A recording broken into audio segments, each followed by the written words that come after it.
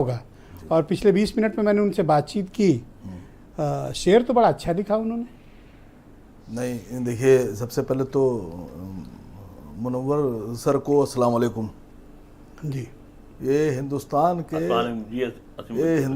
के उन नामचीन शायरों में से हैं कि जो इतिहास में असीम भाई, हम असीम भाई आपके हम गायबाना आशिक हैं। अरे सर सर सर सर बहुत शुक्रिया सर। नहीं देखिए, क्या अच्छी बहस करते हैं आप, अच्छा लगता है। जी। देखिए, मुनव्वर सर के बारे में एक बात कहूँ कि इन्होंने हिंदुस्तान में शायरी की जो दुनिया है उसको एक नई राह दी है। जी।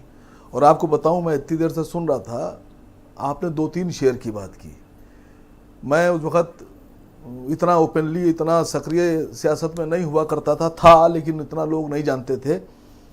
मुनव्वर भाई ने एक शेर लिखा था, वो हिंदुस्तान के मशहूर तरीन शेरों में से एक है, और आज भी उस शेर का एक बहुत बड़ा मतलब मुकाम है।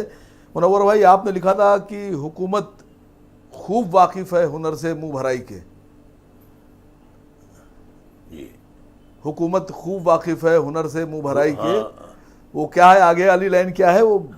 मुझे, मैं चाहता हूँ उसको आप पूरा कर दें एक बार। हुकूमत मुंह भराई के हुनर से खूब वाकिफ है, ये हर कुत्ते के आगे शाही टुकड़ा डाल देती है। ये शेर आपका इतना मशहूर था, और बताऊं आपसे, मैं अकेला नहीं, न जाने कितने लोग इस शेर से मुतासिर हैं, और आज भी लोग इसको कहीं गाहे बगाहे फंक्शंस में, महफिल्स में इसको पढ़ते रहते हैं। पर मुझे ये टेस्टफुल नहीं लगा असीम वकार साहब।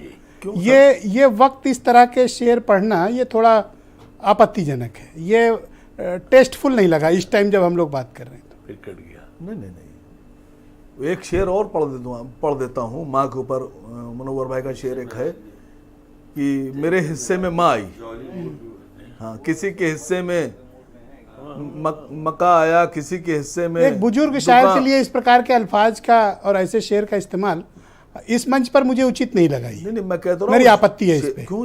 इसमें क्या दिक्कत है कि किसी के हिस्से में माँ आई, किसी के हिस्से में मक्का नहीं, इसके आया? पहले वाले पे मुझे आपत्ति है, क्योंकि ये टेस्टफुल नहीं लगा इस दौरान की बातचीत। नहीं, मुनव्वर आपने भाई गलत उदाहरण नहीं, मुनव्वर भाई का शेर है, और मुनव्वर सर ने खुद ही पढ़ा यहाँ, मैंने नहीं पढ़ा।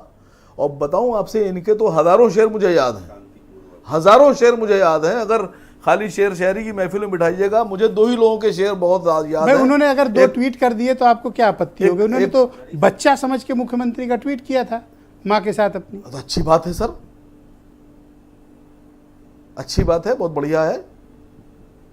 और बता रहे हैं कि लाउड स्पीकर लगना भी ठीक नहीं है, तो कहीं लिखा नहीं है। नहीं, देखिए, थोड़ा सा इस पे हो सकता है मेरा और मुनव्वर भाई का थोड़ा इख्तलाफात हो सकते हैं जी। उन्होंने अपनी राय रखी, और मेरा अपना एक मशवरा ये है कि हमारे देश में जो भी 34-35 हज़ार कानून हैं हिंदुस्तान की IPC और CRPC में जी, उसमें से एक कानून ये भी है कि कौन जहाँ पर लाउड स्पीकर बजेगा, कहाँ नहीं बजेगा, कितनी आवाज़ उसकी होना चाहिए, कितनी कम होना चाहिए, कितनी ज़्यादा होना चाहिए। तो मैं समझता हूँ कि जो लोग भी ज़ाती तौर पर अदान पर लाउड स्पीकर पर एतराज़ कर रहे हैं, उनको चाहिए है कि वो सरकारों को पत्र लिखकर या शिकायत करके एक जो जायज़ तरीका है उस तरह से बात उठाएं। देखिए, कोई भी मुसलमान नहीं चाहता है कि हिंदुस्तान में कानून तोड़ा जाए, लेकिन कोई मुसलमान नहीं चाहता है कि उसको जलील किया जाए, उसको दबाया जाए, उसको धमकाया जाए। तरीके 2 तरह के होते हैं सर। अगर आप इस तरह से शो करेंगे, इस तरह से दिखाएंगे, इस तरह से जाहिर करेंगे कि साहब मुसलमान हिंदुस्तान का नागरिक ही नहीं है, जैसे दिल चाहे इसको ट्रीट कर लें। मैं कहाँ ऐसा कह सकता हूँ? कभी कहा आपकी बात ही नहीं हो रही है सर। फिर मैंने आपसे कहा, लाउड स्पीकर का मसला जो संविधान में है, आप आइए, हम मान रहे हैं आपकी बात। पर मुनव्वर भाई के लिए जो आपने ओपनिंग शेर कहा और बाद में एक बुजुर्ग व्यक्ति से शेर कहलवाया दूसरी लाइन, वो मेरे लिए बहुत आपत्तिजनक है, और मैं उसे ठीक नहीं मानता। क्या है, क्या वो बहुत मशहूर शेर है सर? नो, आपके इरादे नेक नहीं लगे मुझे उसमें। अब आप वो मेरे बड़े हैं, वो कुछ भी आप कह लीजिए, वो तो आपको बताएंगे, उनसे मेरी बात मुनव्वर भाई, आप मुझे सुन पा रहे हैं? हेलो, आप मुझे सुन पा रहे हैं मुनव्वर भाई? आवाज़ थोड़ी सी डिस्टर्ब आ रही है आपकी, लेकिन आ रही है बहरहाल। ये असीम वकार के जो ओपनिंग स्टेटमेंट था, ये मुझे कुछ टेस्टफुल नहीं लगा। जी, कैसा? नहीं सामने वो एक शेर के जरिए आप पर तंज कसने की असल में, कोशिश हुई थी। नहीं, तंज कसने का बिल्कुल नहीं है।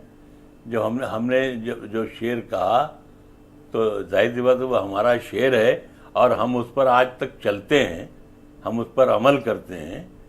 तो जाहिर सी बात है कि हमारी पूरी ज़िंदगी इसी पे लिखी रही है कि हम ठोकरें मारते हुए चलते हैं।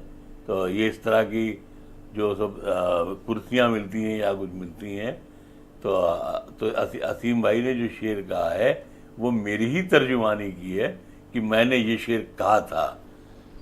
तो ये मैंने शेर इसलिए कहा था कि लोग ये करते हैं। जब मुझे उर्दू एकेडमी का चेयरमैन बनाया गया था और मैंने रिज़ाइन कर दिया था, तो मुझसे मीडिया वालों ने पूछा कि आपने रिज़ाइन क्यों कर दिया? हमने कहा मैंने इसलिए रिज़ाइन कर दिया कि बहुत दिनों से हमारी कौम ने इस्तीफ़ा देखा ही नहीं था, खाली खुशामद देख रही थी। तो हमने सोचा कि हमारी कौम को मालूम होना चाहिए कि इस्तीफ़ा भी दिया जाता है, खाली जूते नहीं उठाए जाते हैं। तो हमने तो जिस शान से गुजारी है वो तो मेरा अल्लाह जानता है। और अल्लाह जानता क्या भाई, सबसे बड़ी बात यह है कि हिंदुस्तान के प्रधानमंत्री गवाह हैं कि जब मैं उनसे मिलने की, जब उन्होंने मेरी माँ के मरने पे मुझे एक पन्ने का ख़त लिखा और मैं उनसे मिलने के लिए गया और शर्मिंदगी का इजहार किया कि जब आपने मुझे बुलाया मैं हाजिर नहीं हो सका। लेकिन ये है कि मैं शर्मिंदा हुआ जब आपने मेरे जैसे मामूली आदमी को अपने ज़ाती तौर पर मुझे एक ख़त लिख करके भेजा। जब उन्होंने मुझसे बैठने के लिए कहा तो मैंने कहा सर, बैठने से पहले मैं ये अर्ज़ कर देना चाहता हूँ कि लोकसभा और राज्यसभा की कुर्सियाँ मेरी शख्सियत से बहुत छोटी हैं। तो जाहिर सी बात है कि जो आदमी कश्तियाँ जलाता हुआ चलता हो उसको इन कुर्सियों से क्या लेना देना। हमारी तो कोई दिलचस्पी नहीं रही।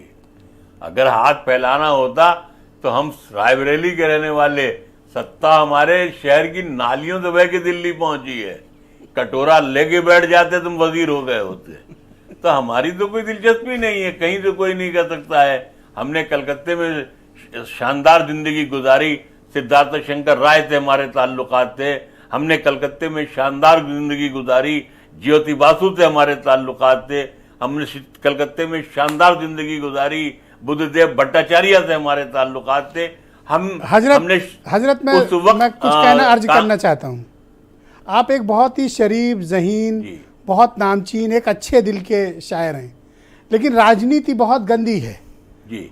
और जिस नियत के साथ असीम वकार ने वो बात कही, मैंने आपत्ति इसलिए की थी और कोई वजह नहीं। नहीं, देखिए ब्रजेश भाई, नो, एक सेकंड रुकिएगा, नहीं, हजरत को बोलने दीजिए। नहीं सर, हजरत को बोलने दीजिए। नहीं सर, मैं बता दूं आपको।